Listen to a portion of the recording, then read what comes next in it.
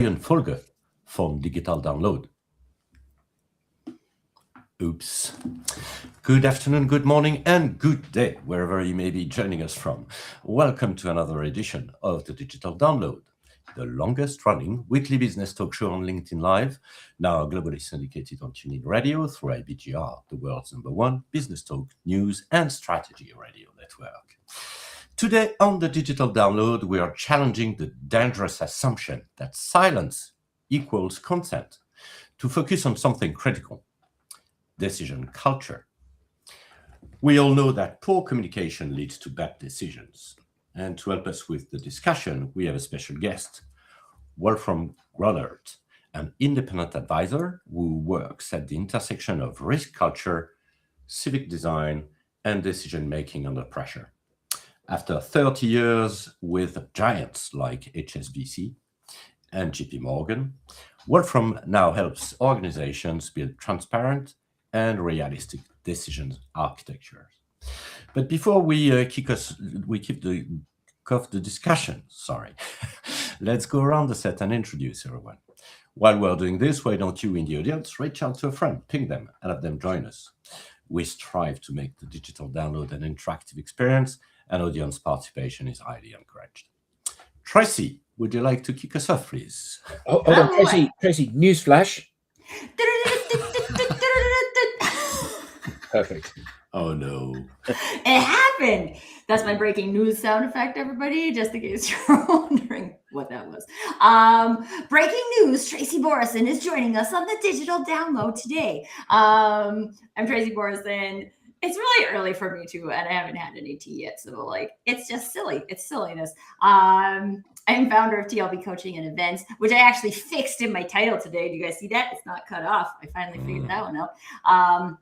A very proud partner of DLA. And we are all about authentic marketing. So I'm sure it will come up as part of the show because there's no way I get through an episode without talking about something authentic marketing. But it's really about totally relevant in terms of good decisions. So I'm excited to bring that into the conversation today. Okay. Excellent. Tim. Yes, welcome. My name is Tim Hughes. I'm the co-founder and CEO of DLA Ignite, and famous for writing the book Social Selling: Techniques to Influence Buyers and Changemakers. Okay, thank you so much. Adam? Beep. I can rather less energetic. Adam's news is not as breaking. Apparently. It's not that exciting. I'm Adam Gray. I'm Tim's business partner and co-founder of DLA Ignite. And this seems like this is going to be quite a cerebral discussion. And I'm quite looking forward to that. It's going to be a different pace to some of the other shows we've had more recently. And the idea of a formal decision-making architecture seems like something every organization should be thinking about. Agreed. And myself, apart from the fact that, as my AI teammate says, I am a prisoner of my own brilliance, I am the founder and managing partner of Odysseus & Co., a very proud DLA Ignite partner. So as I said, this week we welcome Wolfram, and we're going to talk about decision culture. Let's bring him up. Yay! Hi, everyone. Welcome, Wolfram. Woo! Thanks for having me. Yeah, my name is Wolfram Gronert. As Bertrand said at the intro, I've worked for over 30 years in banking and helped clients navigate topics around risk management. More recently, I focused more on using some of that experience to help in other settings, in sort of understanding how decisions are formed, and therefore I thought this could be a useful discussion today. Well, we were definitely looking forward to a great discussion with you, Wolfram. But let's start with a foundational question, because that's the rule. So why good decisions begin with good conversations, from your perspective?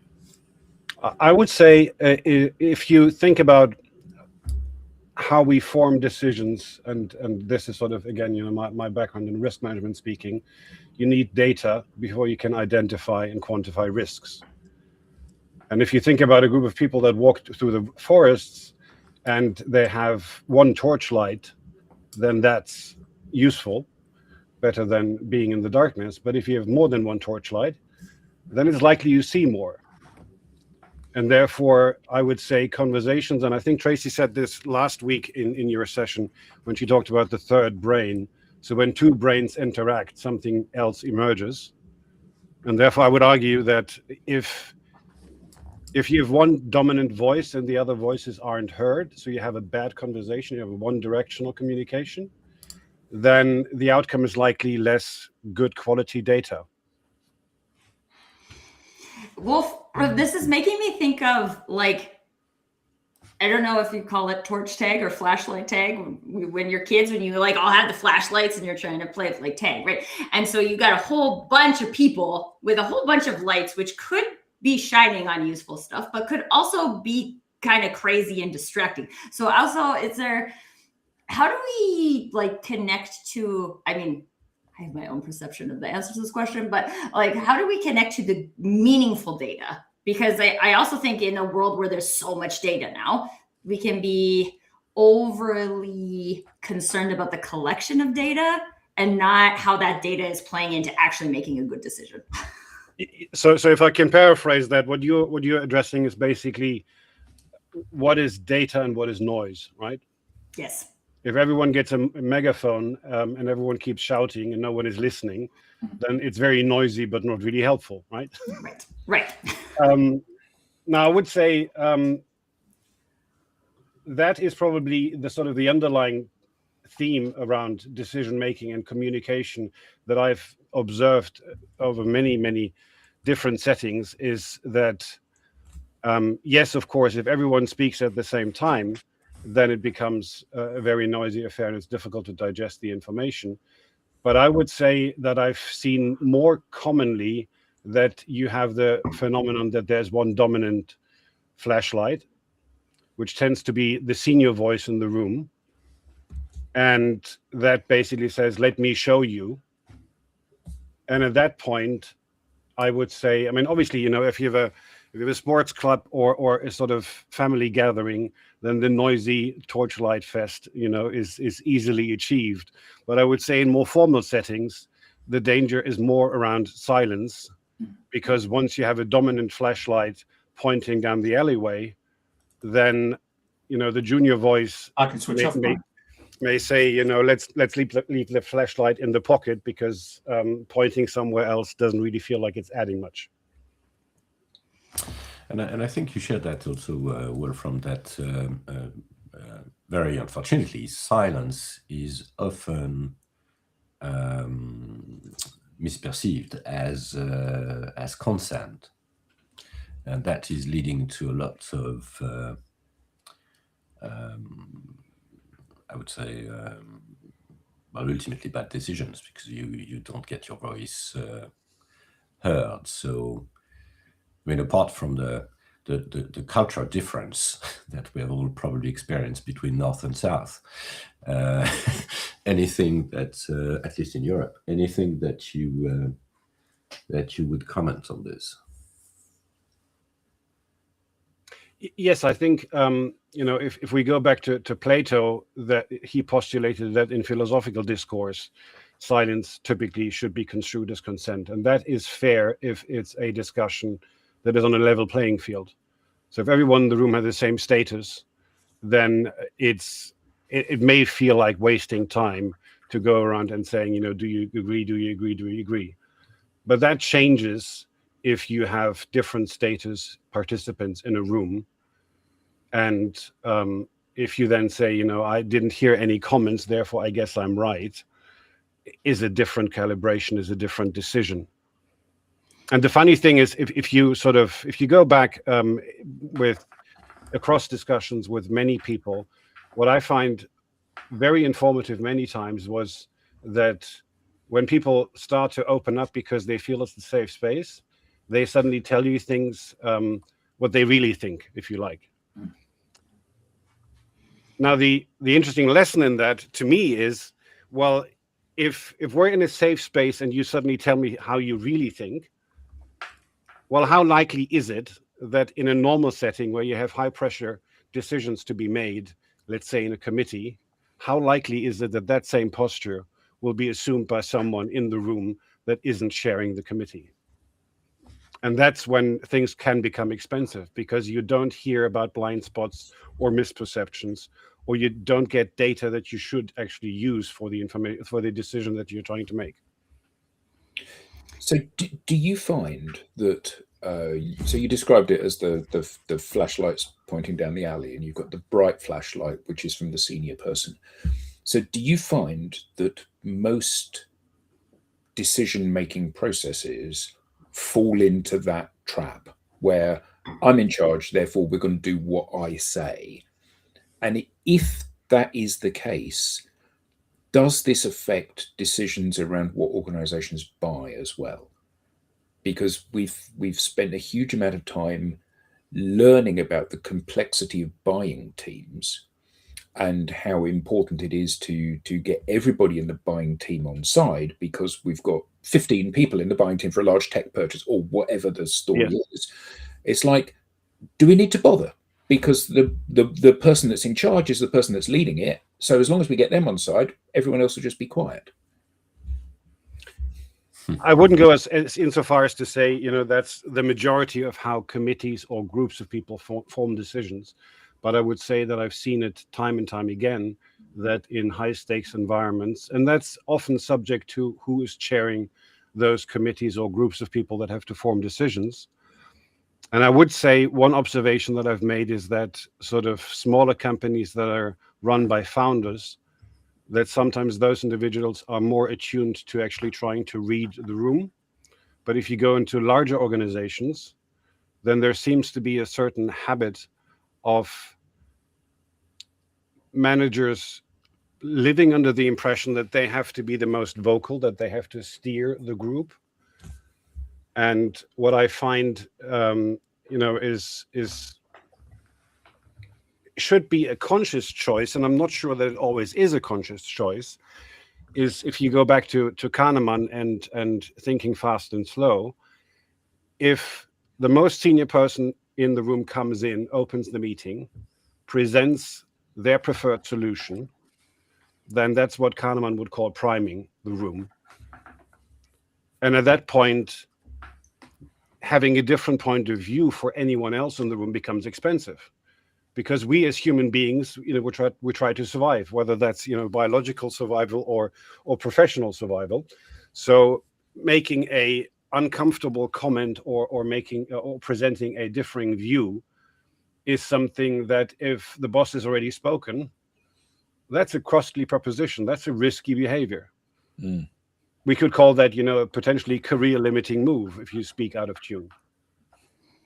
And the question that I have, to your point, Adam, is I would say if you have these sort of traditionally run committees, then yes, if you convince the person that ultimately makes the decision, then trying to bring everyone else in that team on board may help later on in then applying whatever you're selling them, because obviously that is then also typically a distributed effort of a firm, not a single person. But in terms of the decision-making process, if you have such a traditional committee on the other side, then probably the most effective way is to win that person over and make sure that that person is primed in a way that is helpful to you. I think there's an interesting thing that's coming up here for me in terms of I think there's a classic expectation of leadership that the leader figures stuff out and tells us what to do, and then we do stuff, right? So when we are operating under that principle, then it's very easy for someone to come in and here's a flashlight. You guys were looking for a flashlight right here. Let's go. This is going to be great.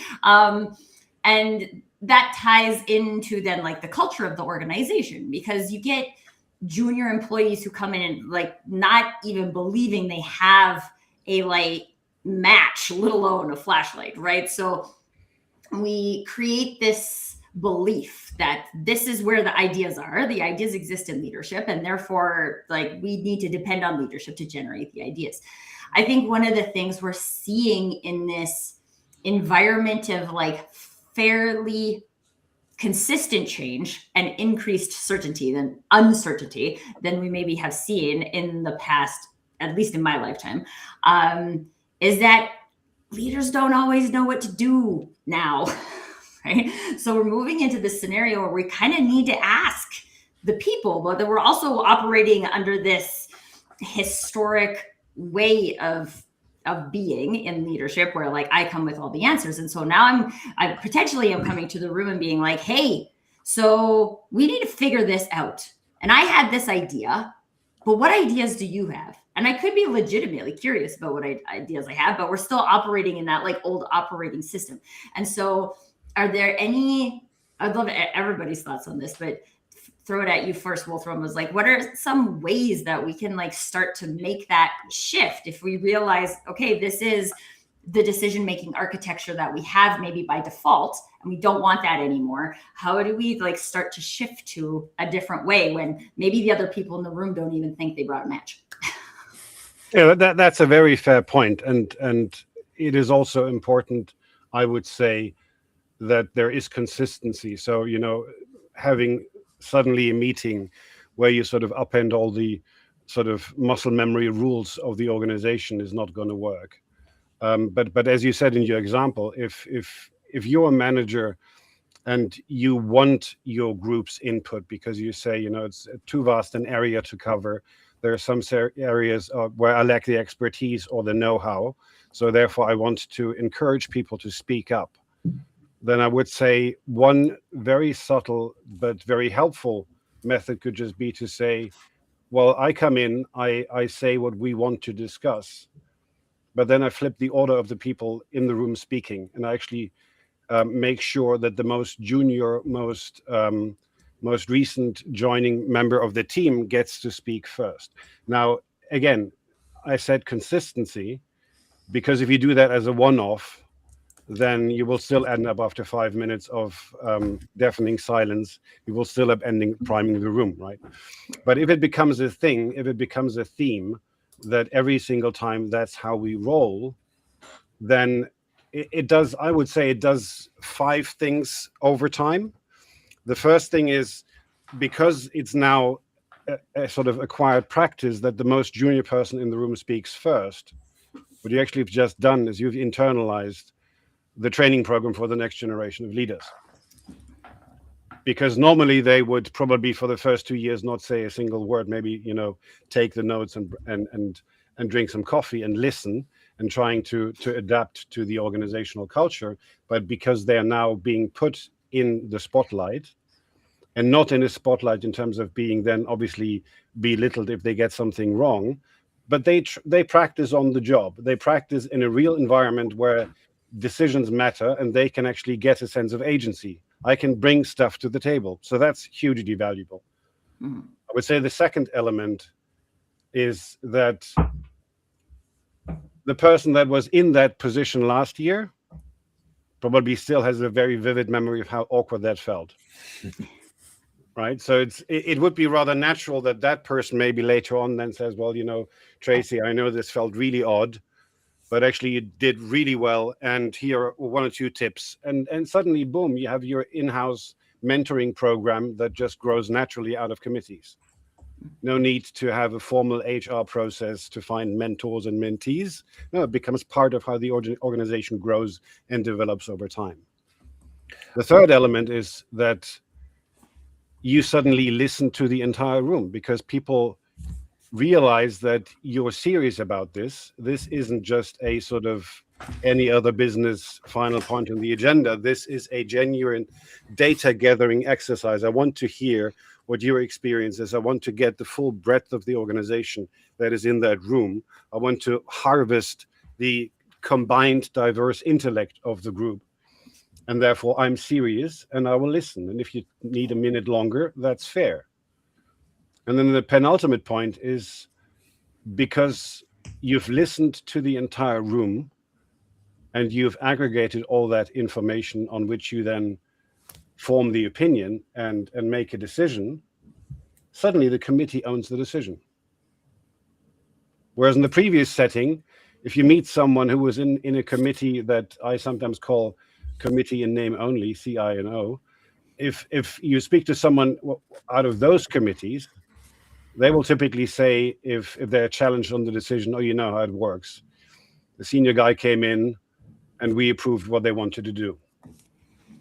Whereas now it was a decision by the committee after deliberation. And suddenly that person will defend the decision because under the given circumstances, it's the best decision we could come to. I get this. Sorry, Adam. Yeah, I just wanted to follow on from that description. I get that what you described is a fantastic step forward for most organizations. And this is the thing, you're an expert at this, you describe it, and it's like, duh, well, obviously that's what we need to do as an organization. In my experience, which albeit is limited in terms of being in decision-making processes for large strategic direction changes within organizations, it's like what you're talking about is the absolute opposite of what normally happens in my experience. And it seems obvious, it seems very clear, it seems very collaborative. It seems like you're, as you said, trying to take all of the diverse opinions and intellects together and meld them into something that makes sense for everybody so they own it and is the best decision for the organization. However, well, Bertrand's in charge, therefore he's going to get his way ultimately. Is that normally still the thing that happens? Do we find that businesses actually do embrace this thinking, the right thinking, or do we find that they're still stuck in the old-fashioned way of doing things? There was a LinkedIn comment which sort of chimed with that in terms of, decision-making processes need to be adaptable and flexible. And I would, what I'm proposing here is just a gentle shift in grammar in how we communicate with each other, just an alternative model. I'm not saying that that's a cure-all that's going to work in every single situation, right? If you move into really high-stakes situations, you have an emergency, then you have a organization that has a structure for a reason, and then people have to make decisions under pressure in very tight time frames. And then, frankly, having a gathering for an hour or two discussing what to do may not be feasible. But so to take Paul Thornton's message, because some people are just listening. So Paul Thornton said, don't leaders need to be flexible and adaptable and use a variety of decision-making approaches? One approach never works in all situations. And I think one of the things that I find this to be very interesting in the world we are living in today. Let's get meta philosophical for a second. Is that so often, and maybe this is because there's so much information. Information 100 years ago was a much more difficult to get than information is today. Now, we have different problems, whether it's that trustworthy information or not trustworthy information. It's not the point I'm trying to make. But in a world where there's so much information, I feel like we've reverted from a human being perspective to someone tell me what to do. Right? And when we talk about things like decision-making, leadership, authenticity, even selling and marketing and all of these things, there's not one answer. There's not one way for a leader to come into all rooms and be equally successful in all rooms. And I think sometimes we get a little caught up in the fact that I need a one thing, and that's not a thing that's going to work in all scenarios. And really we don't need a one thing. We need a thing that might work sometimes. And if you hear that option and you're like, oh, I could try that, right? I could or maybe even you've always had that intention, but you have a really outspoken, I've had this scenario where I've had a really outspoken senior sales leader in the room, and they're just the ones that jump on things first. And so you're like, oh, well, maybe I'll just say, we're going to go in rotation today and start with this person. And it feels like really low hanging fruit. So when you're exploring ideas. So if you came to the show today because you're like, oh, good decisions begin with good conversations, how can I create good conversations? This is an opportunity to try something, right? And if you try it and it doesn't work, that doesn't mean you're bad or you are like a bad leader or any of those things. It just means like that thing didn't work for you. We'll probably talk about more options throughout the show, and any other piece of content probably has more ideas.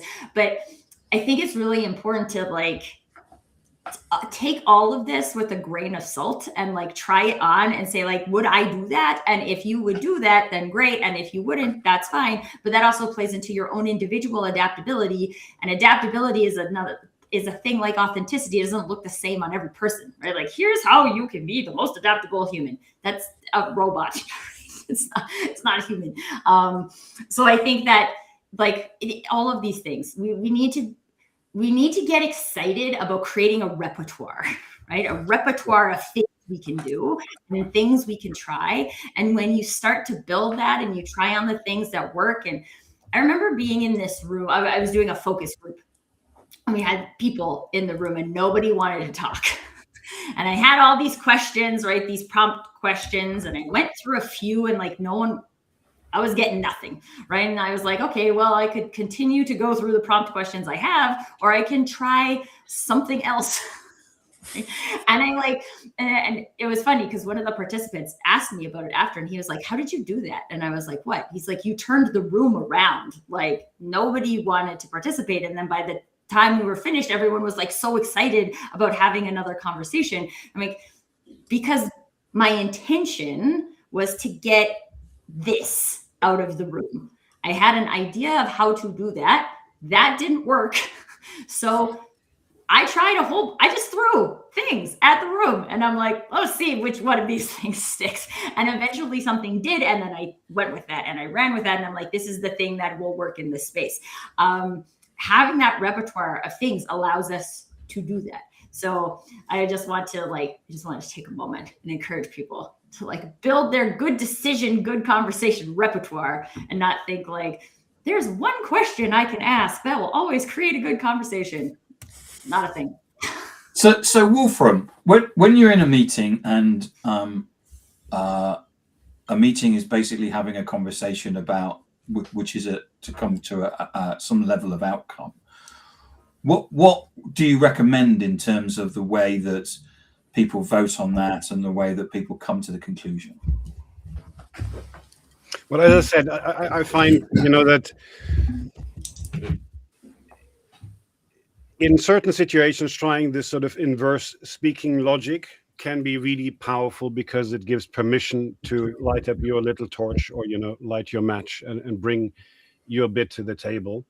And as Tracy said, this is part of a repertoire. This is not a one tool that fixes everything. It's just a different methodology. And I find that many companies are still stuck in this more traditional way of the senior person primes the room. So I would say that is helpful.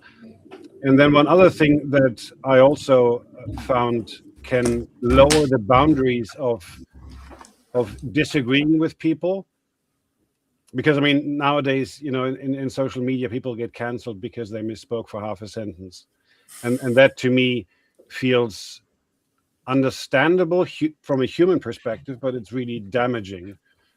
So therefore, one element could be that you just say, well, let's just opt for a set of 3 colored cards, red for there was a boundary that was crossed. I don't agree with this. The second one is I'm not yet on board. I need more context. So slow down, give me more context. Or just a simple green card to say, okay, I'm on message, we can continue. Because what that does is it gives everyone in the room the same sort of quality of non-verbal communication. It lowers the temperature of the room. It doesn't become a sort of verbal battle. And it just makes the process slightly more deliberate and measurable. Mm-hmm. There's a great comment there from Marvin Schmidt. Yes, which is another one before. I know the feeling, Tracy, described very well. what would you say is a good way to translate it into digital space when participants have their cameras switched off and so on? I mean, you've seen the situation where you go onto a call and half the people are just AIs doing translations and the other half have the camera switched off. My AI shows up in places it's not even invited to, and I'm not there. It's weird. I think this camera switched off thing is a complex component of virtual meetings. And I'd love to hear your thoughts on this, Wolfram. I mean, I think there's, I'm going to jump in with just one thing because this is what I do on the show, is if we feel like maybe, I mean, so my experience of cameras off is that there's like a disconnection, right? Like there's something that is creating a greater opportunity for misalignment, right? I can't see your face. I don't know if you're doing something else, right? Like, are you interested in attending this meeting? But then I think it's also, I think this is a thing too, where we need to like roll it back a level, right? Like, one, why do people think they can show up here not on camera? Like, do you not want to talk to your people? So let's talk about that, because I do think, I would say in my experience anyway, a lot of times when people have their cameras off, it's because one, they either think they didn't need to be at this meeting, and there's a really high likelihood that that is true, or two, they think that they're not part of the conversation, right? That they're just there to consume the conversation and not to participate in the conversation. So I think that is, again, there are things that can enable that in a more productive way, but also that we can use this as information to say like, okay, maybe there's something we need to do before the meeting that encourages people to say like, if you've been invited to this meeting, we care about your perspective and we want to hear it. We want to see it in your eyes. Right? So that's why you're invited. And let's not invite people to meetings where they just need to listen to the recording, right? Like we're going to record this. Send your note taker if you want, right? Like, and then get it in your inbox. But like, that's all you need from this. You just need the notes, right? And just again, like, get really honest about ourselves. Like, what is someone's role? And let's help make it clear to them that this is their role. I want to hear what you have to say. Yeah, I would agree with that. It's obviously, there's a very wide range of formats in video sessions, and if it's predominantly one person giving content to be consumed, then being very strict and saying you have to switch on your camera may be slightly off message, right? But if it is a collaborative session, then still, there could, in my view, and there's this great line that is sometimes misattributed to a former basketball player who said, be curious, less judgmental. I think that the danger is, if the camera is switched off, if we rush to a conclusion, that creates a certain atmosphere in the room too. So if we say, you've switched off your camera, therefore obviously you don't care, well, that may be a misconception. Thank you, Adam. Gerhard's made an interesting comment. He said, I would say just say hello to every person without the camera on, each single one by name. Maybe this helps. It does. I do that in my networking rooms, and I think it makes a big impact on people. I do it on my lives too, and I say hello to everybody by their name or thank them for coming. But also, I just want to throw in here, there is a gender difference in terms of what a female believes is ready for the camera and what a male believes is ready for the camera.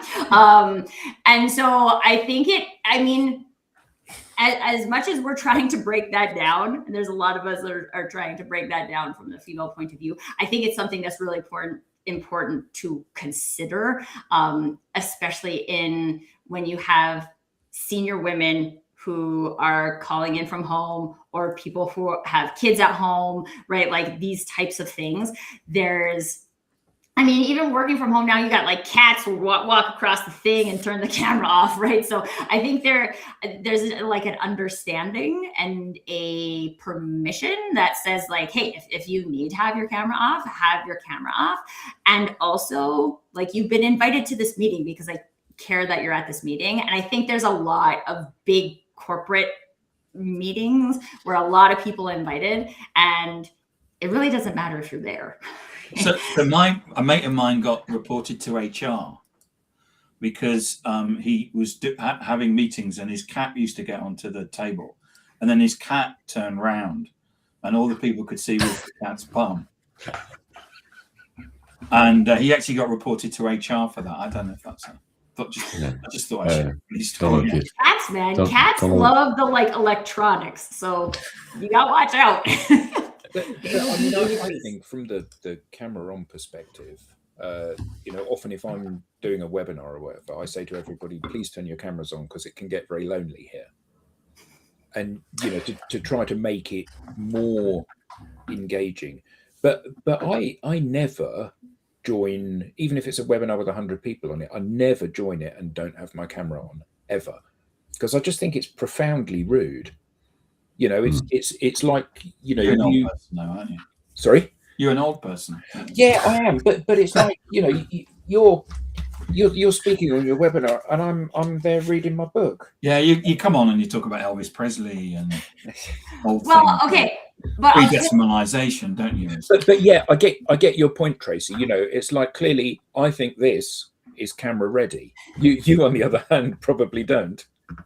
I mean, the point is that you don't think about it and I think about it, right? So it's like a mental calorie thing. But I want to use this example because I had signed up for this like Lean In Girls leadership like overview thing, right? And I'm like, oh, this might be cool. Maybe we can bring it to the baseball team.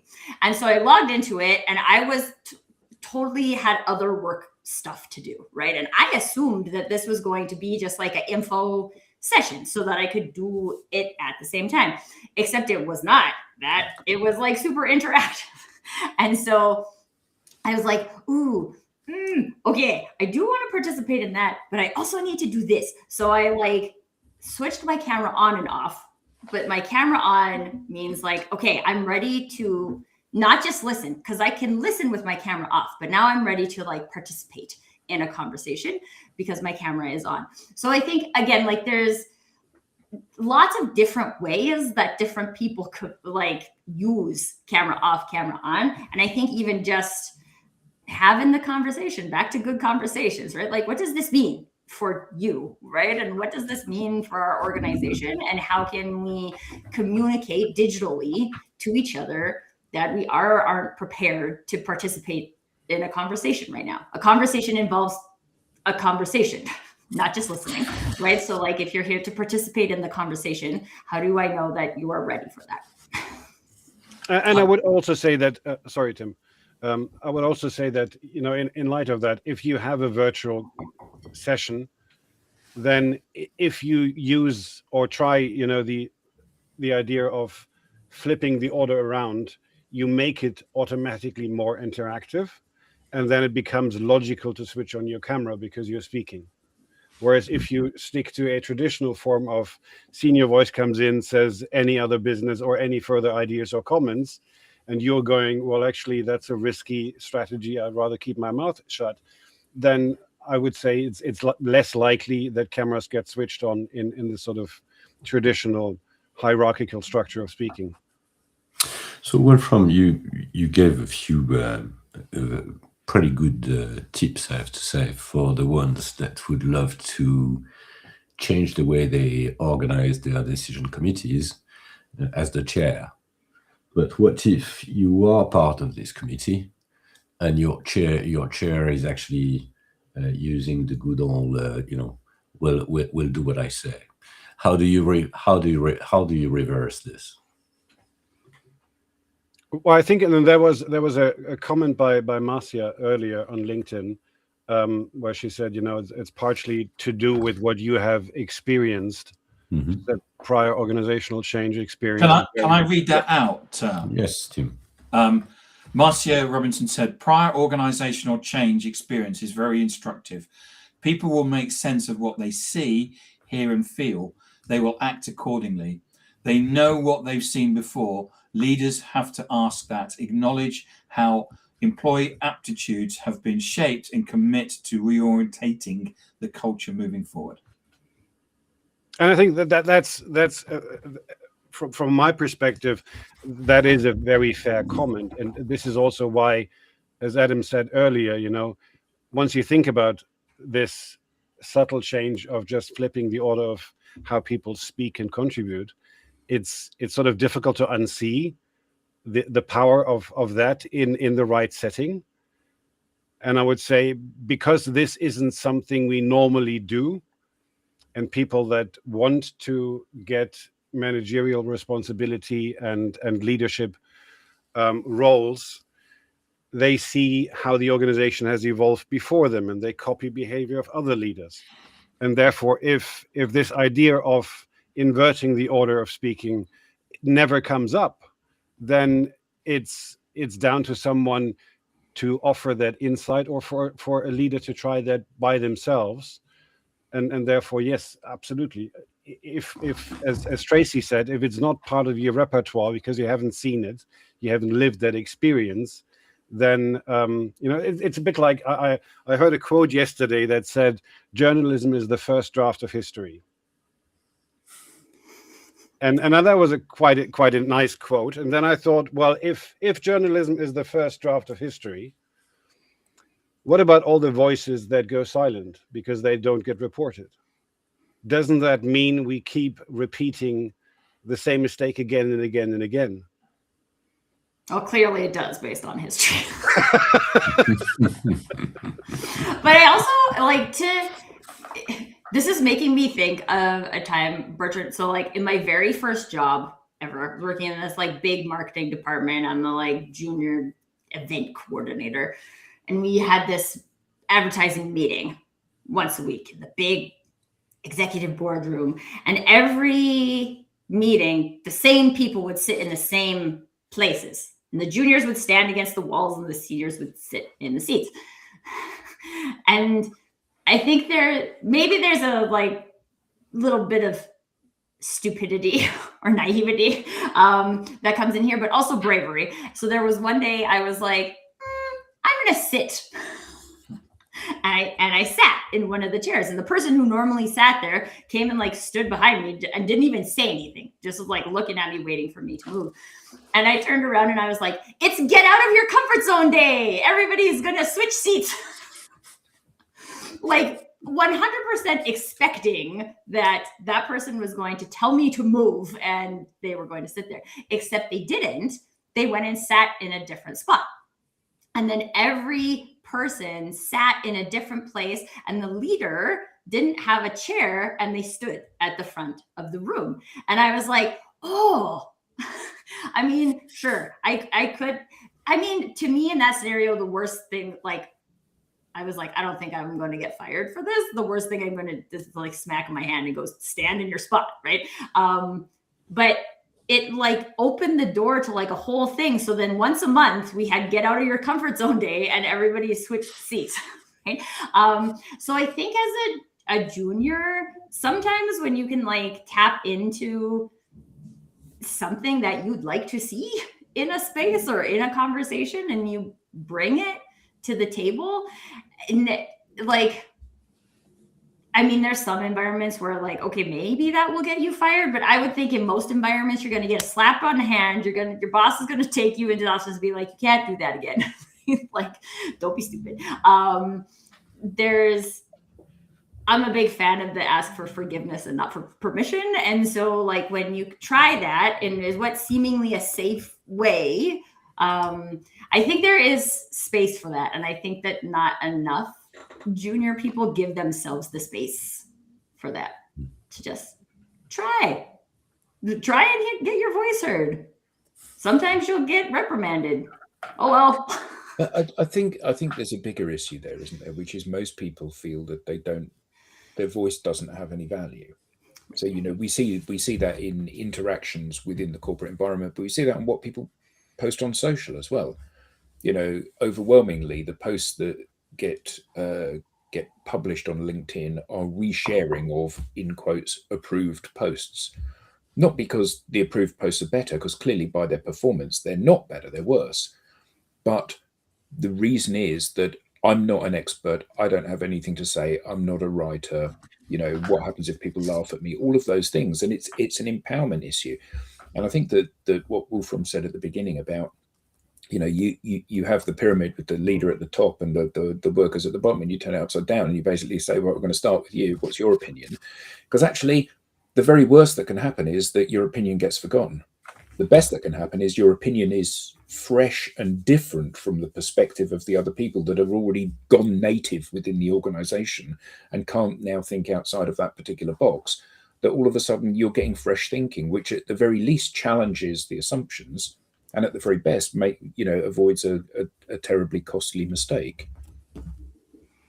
Exactly, and to Bertrand's question earlier, in terms of how do you operate in an environment where you have a traditional senior person that wants to prime the room when they come in because that's what they always have done, and so far it has worked.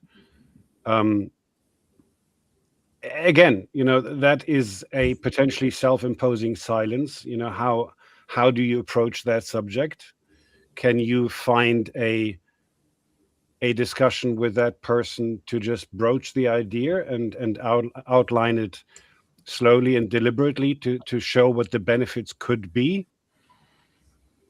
Or do you say, well, if the organization isn't ready for this at all, then maybe there are other organizations that are ready for this or already doing this in certain scenarios. So I'm not saying, as Tracy also said earlier, this isn't a cure-all for every situation, and there clearly will be managers or heads of departments that feel uncomfortable with this. And then that's also the fifth benefit that so far I didn't disclose, which is basically the most senior person that chairs the meeting ultimately is accountable for the decision. Mm-hmm. Right? So that cost to that person is real, because irrespective of whether you ask the room or you just impose what you want to do, it ultimately, yes, there was a committee that decided, but is ultimately your title is next to the signature, and your signature is there on the page. And from that perspective, Wolfram, I'm pretty sure that you have, being 30 years into giants in banking, you must have some more stories to share with us. Because if we can't convince, if we can't convince on the approach, maybe we can witness some of the disasters that have happened due to that approach. Well, but as I said, if you have one person coming in, priming the room and saying that's how we do it, then there can be at times also be an element of insecurity by the manager. Because if you flip the order of contributions, aren't you giving up a sense of power and control? Couldn't this become a debating society that finds no solution whatsoever?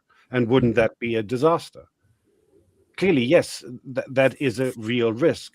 But I would counter that by saying, well, you still get to synthesize. You still manage the room.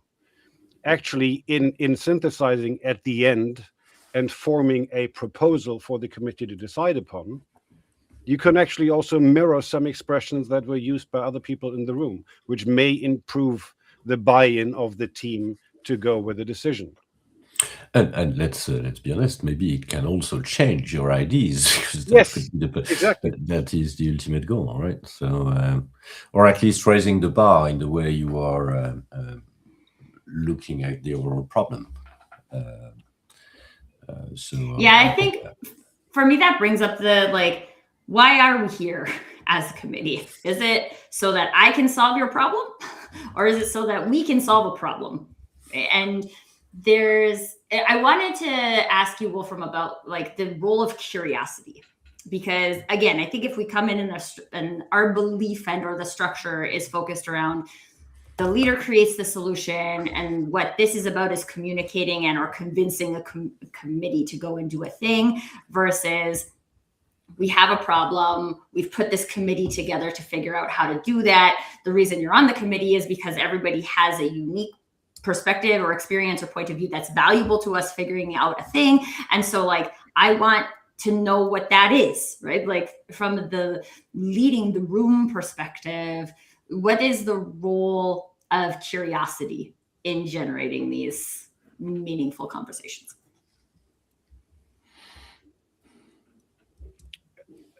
I would say, again, if you think you know all the answers and you're the smartest person in the room and therefore you want to dominate the environment, then that can work for a long time. But as you said earlier, Tracy, we're living in times where many things are changing. Certain things are getting thrown out of the window at a frightening speed, frankly. And therefore, even with tons of experience, it is likely that you will encounter situations where something new shows up that you haven't seen before. And if you're keen to ensure that you can demonstrate that you know everything, then that's risky. Curiosity is a potential helpful calibration to ensure that you keep listening and not just communicating by speaking, but also by actually listening in a way that we have done today, which gives the other person time to speak their mind and actually use that time to listen to those messages rather than already forming my own retort in my mind, which means I'm not listening. Stay hungry, stay foolish, said the artist. All right, Wolfram, this has been great. Thank you so much. Where can we find you? Where can we learn more? The easiest way to find me is really on LinkedIn. You see my name here in the session, and my profile is up on LinkedIn. Okay, excellent. I think it's time now for me to do the thing, which is to share our QR code. So hopefully it's okay. Because we now have a newsletter. So if you're interested, if you want to know more about the upcoming episodes, the insights from the show, just scan flash the QR code or visit us at digitaldownload.live/newsletter. Well, on behalf of the panelists and to our audience, and to Wolfram, of course, thank you very much for joining today, and we're looking forward to our next episode next week. Thank you very much. Bye-bye. Thanks, Wolfram. Thanks, everyone. Really appreciate it. Bye-bye. Thank you.